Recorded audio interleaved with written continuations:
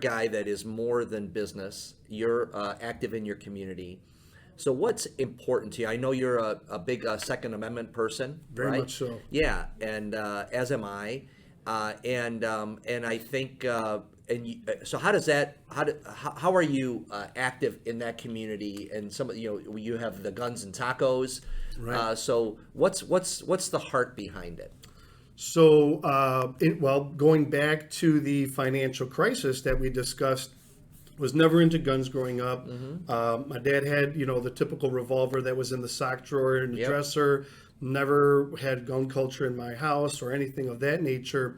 But it was very interesting during the crash. I mean, I knew a few people who didn't do well emotionally during that time. I saw a lot of people in a great deal of panic.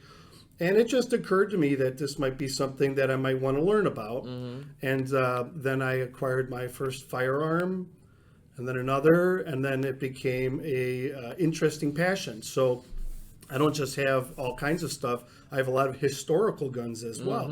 And so one of the nerd things that I like to do with the firearms that I have is there's forums where you can actually find, where they were manufactured, then what units they were deployed with. Then you could find out what battles those units fought in, and then so you nerd out with the history on the firearms.